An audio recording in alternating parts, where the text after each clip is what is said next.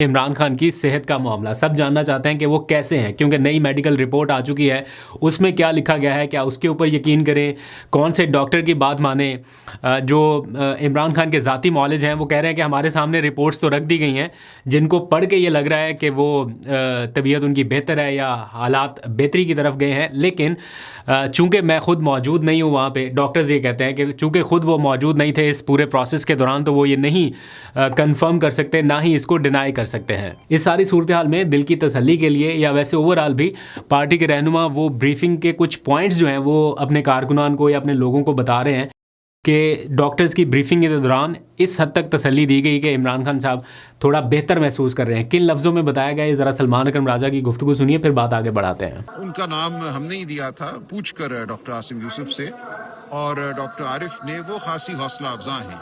उन बातों में उन्होंने यही बताया कि खान साहब पहले जो है दीवार पे लगी घड़ी नहीं देख सकते थे चंद हफ्ते पहले, लेकिन आज जब उनको मिले हैं, यानी कि कल जब उनको मिले हैं, तो उन्होंने कहा कि मुझे अब घड़ी नजर आ रही है, बल्कि घड़ी में सुइयां भी नजर आ रही हैं। तो ये बहुत हौसला अफजा बात है, और इन डॉक्टर साहिबान ने कहा कि ये हैरत अंगेज बेहतरी हुई है उनकी नज़र में। फोकस इसी बात पे है कि किसी तरह उनके ज़ाती मौलिज या फैमिली मेम्बर एक बार उनसे मिल लें ताकि थोड़ी तसल्ली हो जाए।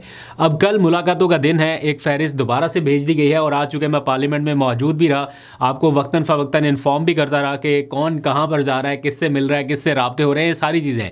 तो आज भी कुछ राब्ते हुए हैं, उनके नतीजे में ये कहा जा रहा है कि हो सकता है कल एक मुलाकात करा दी जाए। उनकी फैमिली की मुलाकातों का दिन है, लेकिन हो सकता है फैमिली की बजाय किसी और की मुलाकात करा दी जाए। उसके लिए इस टाइम राब्ते हो रहे हैं।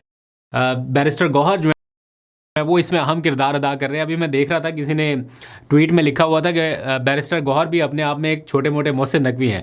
वो ये है तो बात मजाक में लगती है, लेकिन एक्चुअली उनके अच्छे खासे राब्ते हैं। ये 2-3 दिनों में, पहले भी पता था लेकिन इन 2-3 दिनों में मैंने ऑब्जर्व किया कि एक्चुअल राब्ता इन्हीं के थ्रू हो रहा है। तो बैरिस्टर गौहर साहब जो है वो इस मामले में बाकियों से काफ़ी आगे दिखाई दे रहे हैं।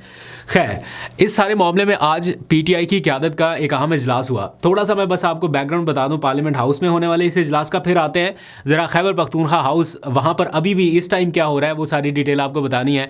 क्योंकि हमने पार्लियामेंट वाला इजलास को तो बहुत ज़्यादा कवर कर लिया, लेकिन केपी हाउस के बाहर क्या हो रहा है वो माहौल भी आपको बताना है। तो जनाब, आज जो इजलास हुआ उसका क्रक्स अगर मैं आपको बताऊं, पूरे ब्रेक के बाद यानी 2 सेशंस में जो इजलास हुआ उसका क्रक्स ये निकला कि फैमिली वर्सेस पार्टी, ये फैसला कौन करेगा इमरान खान से मुताल्लिक या पार्टी से मुताल्लिक, इस बारे में मुशावरत की जा रही थी कि क्या फैमिली की बात को मुकद्दम रखा जाए या सियासतदान या सियासी लोगों की राय को मुकद्दम रखा जाए। तो इसमें जो एक चीज़ ये आ रही है कि ऑब्वियसली फैमिली से बढ़ के तो कोई भी इमरान खान का ख्याल नहीं कर सकता, तो उनकी राय को अहमियत देना पड़ेगी। लेकिन दूसरी साइड पे जो डोमिनेट होती हुई राय नज़र आई वो ये कि जो सियासी फैसले हैं वो सियासी लोग करें, उसमें फैमिली की राय को डोमिनेट ना होने दिया जाए। अब देखते हैं कैसे ये फैसले आगे बढ़ते हैं। एक ज़ैली कमेटी भी बनाई गई है 4 रुकनी के, जो फर्दर जो डिसीजंस कर रहे हैं वो ये 4 रुकनी कमेटी करे। इसी सारी सूरत हाल के दौरान बनी गाला में होने जा रही है एक अहम प्रेस कॉन्फ्रेंस। काफ़ी वक्फे के बाद या काफ़ी टाइम के बाद बनी गाला में ये प्रेस कॉन्फ्रेंस होगी और उसका बल्कि दावतनामा भी भेज दिया गया है। और ये प्रेस कॉन्फ्रेंस कर रही हैं इमरान खान की तीनों बहनें प्लस इमरान खान के कज़न डॉक्टर नौशेरवान बरकी।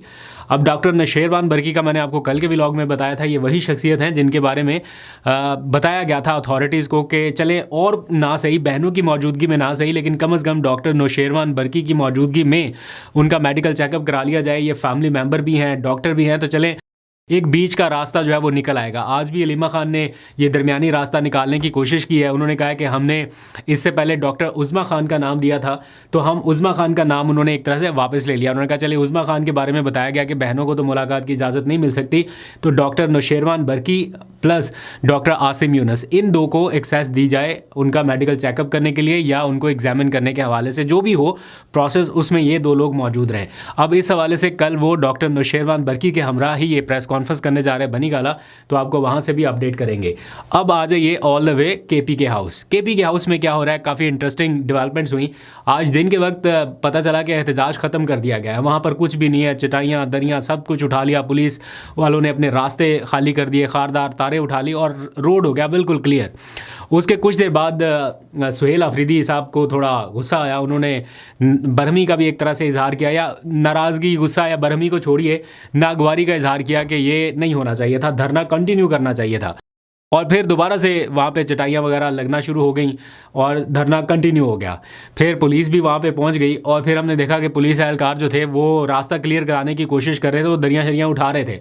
तो अली अमीन गंडापुर सामने आए और वो थोड़ा उलझ पड़े पुलिस एहलकारों के साथ कि ये आप क्यों कर रहे हैं, हाथ क्यों लगा रहे हैं, पीछे हट जाए। उन्होंने काफ़ी ज़रा तलख कलामी की उनके साथ कि जब आप सामने खारदारे तारे लगा के किसी को आने नहीं दे रहे थे तो आपने भी तो रास्ते बंद किए रखे, अब हम यहाँ पे जो कर रहे हैं तो इसको आप किस तरह से रोक सकते हैं, ये हमारी प्रॉपर्टी है, इसको हाथ मत लगाएं। ऑब्वियसली जो केपीके हाउस है वो केपीके की प्रॉपर्टी है भले इस्लामाबाद में, लेकिन प्रॉपर्टी केपीके गवर्नमेंट की है। तो वो कह रहे हैं कि आप हमारी प्रॉपर्टी को हाथ ना लगाएं।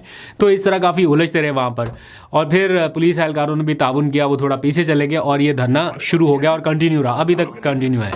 इस दौरान सुहेल अफरीदी भी वहाँ पर आए। फिर थोड़ी देर पहले हमने देखा शेर अफजल मरवत, वो भी वहाँ पर पहुँच गए। तो जैसे ही शेर अफजल मरवत वहाँ पहुँचे, एक ही रो में बैठे, तो सुहेल अफरीदी के चेहरे पर नागवारी जो थी वो बिल्कुल क्लियर नज़र आ रही थी कि वो बहुत अनकंफर्टेबल महसूस कर रहे हैं। और बस थोड़ी देर के बाद ही वो वहाँ से उठे और अचानक से निकल गए, वो केपी हाउस के अंदर चले गए, यानी वो शेर अफजल मरवत के साथ बैठने के लिए भी तैयार नहीं थे। मुझे बहुत अच्छे से याद है एक इजलास हुआ था पार्लिमानी पार्टी का इधर पार्लियामेंट हाउस में, उसमें खुसूसी तौर पे बुलाया गया था सुहेल अफरीदी को। वो बैठे तो शेर अफजल मरवत भी उस इजलास में चले गए।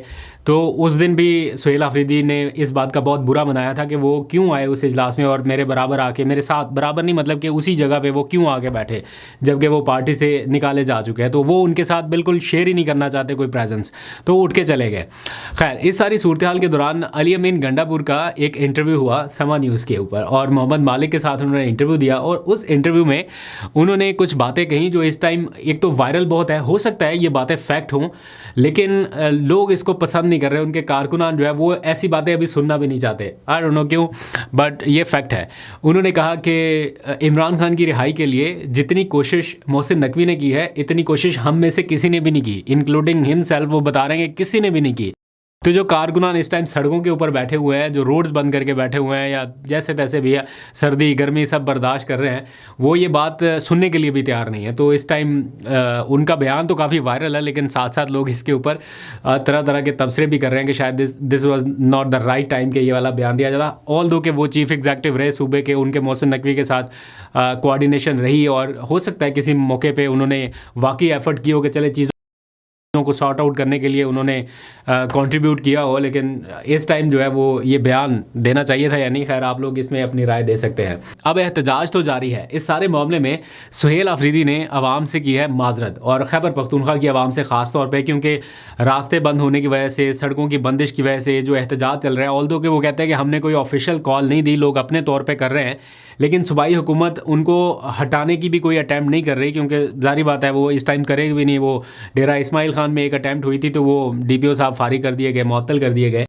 तो इसी तरह जो अभी सारा कुछ हो रहा है इसमें लोगों को मुश्किलात हैं, लेकिन उनको हटाया भी नहीं जा रहा। तो इसके ऊपर सुहेल अफरीदी ने माजरत की है खैबर पख्तूनख्वा की आवाम से और उन्होंने कहा है कि हमें पता है लोगों को मुश्किलात का सामना है। और मैं बल्कि जो एक अच्छी चीज़ है पॉजिटिव, वो मैं देख रहा था थोड़ी देर पहले कि एम्बुलेंसेज जो हैं उनको रास्ता दिया जा रहा है, उनको क्लियर कराया जा रहा था। और मैंने देखा कि कुछ लोग ये बातें करते दिखाई दिए कि हमें लोगों को, जो फंसे हुए लोग हैं, इनको आहिस्ता आहिस्ता निकालना भी है ताकि लोग अपनी मंजिल की तरफ चले जाएँ। ऐसा नहीं है कि इनको पक्का घंटों तक, 72 घंटों तक या 1 2 3 दिनों तक इधर ही रखना है, इनको निकालना भी है आहिस्ता आहिस्ता। लेकिन प्रोटेस्ट भी उन्होंने अपना रिकॉर्ड कराना है। तो इस तरह से सारी चीज़ें चल रही हैं। तो मैंने देखा कि कुछ एम्बुलेंसेज जो अभी इस वजह से फंस रही थी उनको कारकुनान ही रास्ता दे के निकालने की कोशिश कर रहे। तो इसीलिए सुहेल अफरीदी ने भी आवाम से माजरत की है कि उनकी वजह से लोगों को मुश्किलात हो रही है, लेकिन वो एक ऐसे फेज़ में है, एक ऐसी जद्दोजहद में है जहाँ उन्हें इमरान खान की सेहत और उनकी सलामती के हवाले से तशवीश है और उन्हें ये मामलात करने पड़ रहे हैं। खैबर पख्तूनख्वा को बंद किया हुआ है। मैं खैबर पख्तूनख्वा की आवाम से दिली माफ़ी चाहता हूँ और ये कहना चाहता हूँ, ये रिक्वेस्ट करना चाहता हूँ कि पाकिस्तान तहरीक इंसाफ पर सख्त वक्त है। उनका लीडर बीमार है, उनका लीडर नाहक कैद में है।